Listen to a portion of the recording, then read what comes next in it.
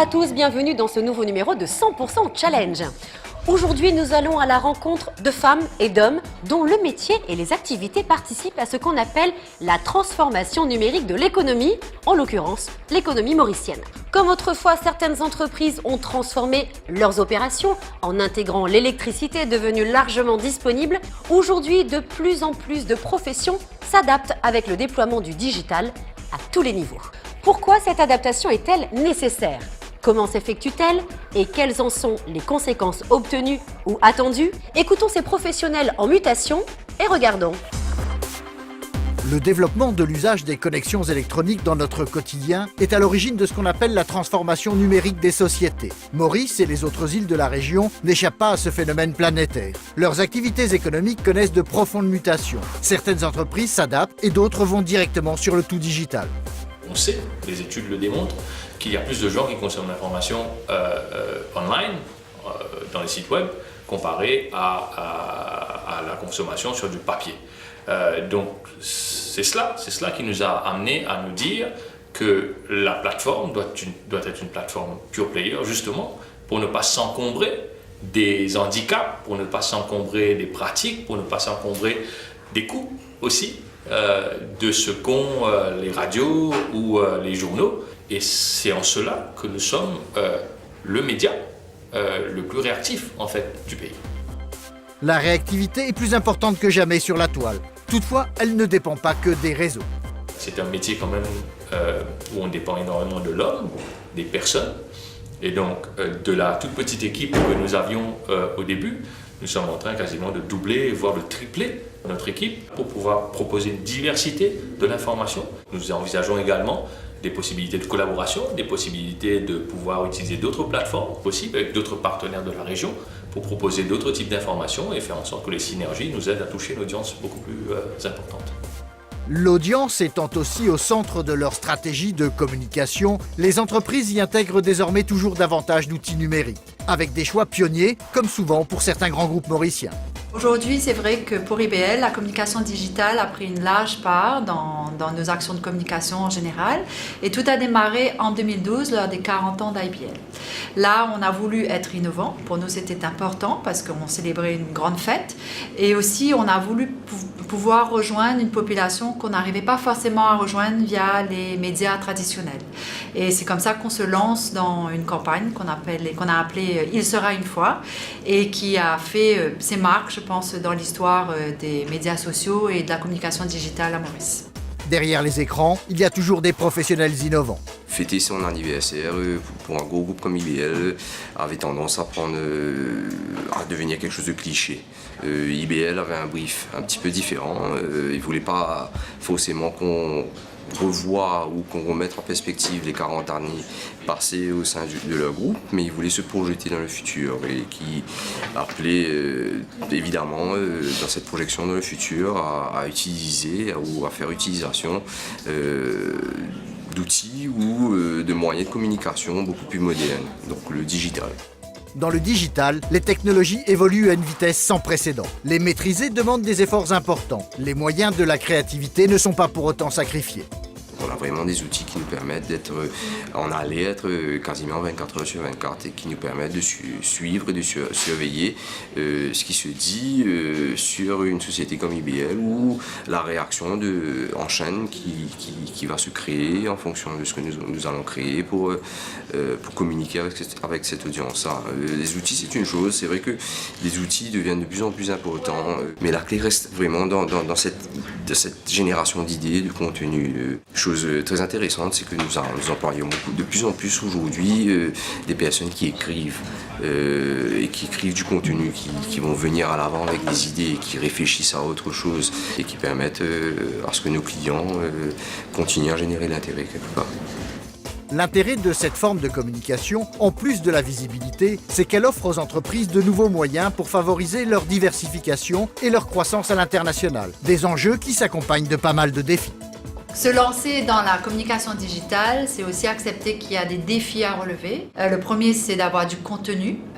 Donc, c'est de la gestion de contenu au quotidien et de façon régulière toutes les semaines. Et pour ça, il faut s'appuyer, à notre sens, sur des professionnels. Et l'autre défi, c'est qu'on se retrouve dans une situation non pas de communication verticale, mais plutôt horizontale, c'est-à-dire que le public qu'on touche nous répond. Et il y a une conversation qui s'installe. Mais on se rend compte aussi que c'est extrêmement riche. L'interlocuteur est en train de vouloir partager quelque chose avec nous, c'est qu'il nous amène de l'information et cette information peut nous aider à innover, à nous différencier, à améliorer nos produits et services.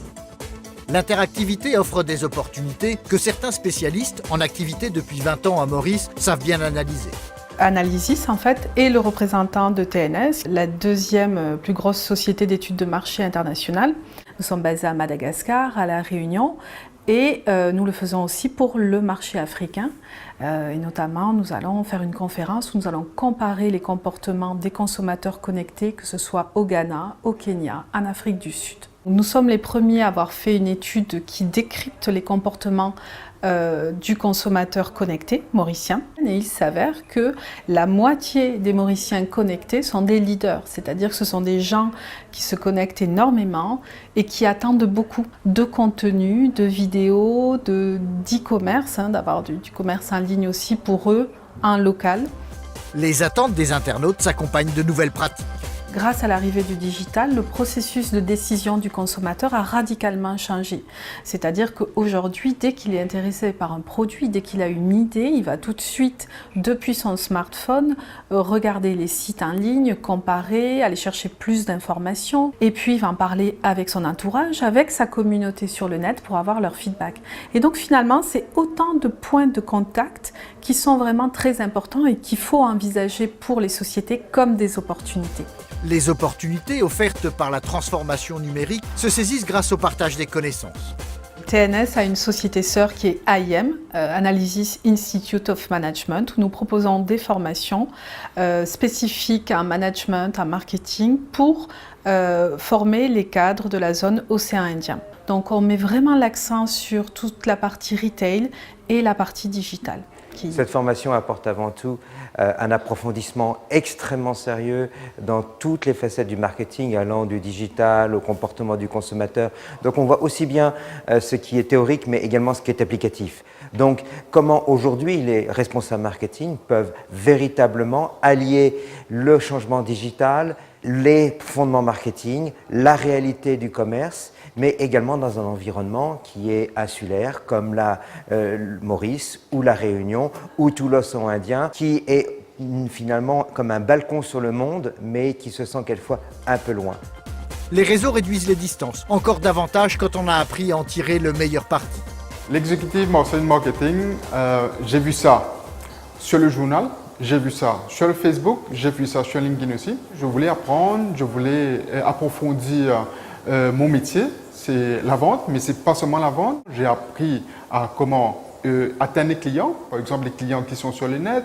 Il y a des procédures à mettre en place, il y a du marketing plan à mettre en place, comment retenir les clients et ainsi de suite. Donc la formation est assez très complète pour moi. Je vais mettre ça en pratique aujourd'hui pour que la compagnie soit visible à Maurice, sur le marché régional et sur le marché international pour pouvoir grandir avec le temps. Grandir, mais aussi faire grandir, c'est le cœur de métier d'une remarquable start-up mauricienne. Elle utilise le numérique pour mettre à portée d'entreprises de toute taille, en Afrique, les outils de la finance internationale. Kinvestplay, c'est une plateforme de mise en relation entre entrepreneurs, investisseurs et experts de la zone océan Indien et d'Afrique subsaharienne. De par notre métier de fusion-acquisition, via notre autre société qui s'appelle MS Capital Partners, on s'est dit qu'il y a un besoin auquel il faut répondre. Et donc, comment y répondre pour que ce soit facile d'accès, comment y répondre pour que ce soit pas très cher, et pour que ça puisse fédérer un maximum de membres qui peuvent travailler ensemble, etc. Et on s'est dit, il faudrait passer sur le digital. Techniquement, ça a été dur pour des gens qui sont du secteur financier, qui sont banquiers, on est tous originaires de la banque, de l'asset management, etc. Se mettre sur de la technologie, ça a été un vrai challenge. Un challenge en appelle rapidement d'autres. La connectivité ne raccourcit pas seulement les distances, elle réduit aussi le temps des opérations et des rapprochements. On est des entrepreneurs qui s'adressent à des entrepreneurs d'abord. Comme on connaît le tissu des petites entreprises régionales, on arrive à identifier exactement leurs besoins, à leur permettre d'accéder à des compétences dont ils n'avaient même pas idée, puisque c'est un métier qui est vraiment méconnu, le métier de la fusion-acquisition. Et ce qui est intéressant dans ce métier, une fois que tu passes sur le digital, c'est que tu as toujours envie d'évoluer. Donc là, on a sorti la V1 il y a quelques mois, il y a 3-4 mois. On a déjà fait notre premier deal sur cette plateforme, donc c'était génial. Et on pense déjà à la V2. Puis à la V3 et à la V4. Et donc voilà. Et c'est vrai qu'on est un peu au bout du monde, on est dans notre jardin au domaine de la Bourdonnais, et on fait du digital. Effectivement, la transformation digitale de Maurice et des autres îles de l'océan Indien est en marche comme partout ailleurs. Ces pionniers en attestent, ce peut être pour le meilleur. Les mutations digitales que connaissent ces entreprises constituent des exemples intéressants de la transformation numérique de la société mauricienne qui évolue très vite. Et pour cause, les Mauriciennes et Mauriciens sont majoritairement très connectés au monde. Selon les études d'opinion réalisées par TNS Analysis, c'est un besoin aussi bien sur le plan professionnel que personnel. 100% Challenge avait déjà eu l'occasion de témoigner de cette tendance à travers une émission intitulée « Les premiers clics gagnants de l'e-commerce mauricien ». Diffusé en août 2015 sur plusieurs chaînes de télévision de la région, ce programme est aussi visible depuis notre compte YouTube. Depuis sa création, 100% Challenge s'efforce en effet d'être la vitrine des évolutions de l'économie mauricienne et des innovations conduites par ses pionniers. Non seulement sur les écrans de télévision, mais aussi sur le web et en particulier sur les réseaux sociaux. Je vous rappelle que vous pouvez en effet retrouver dans son intégralité ce reportage, comme plus de 120 autres, sur notre chaîne YouTube.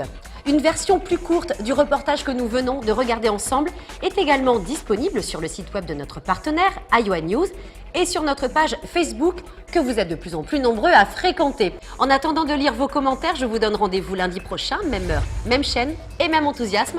Salut!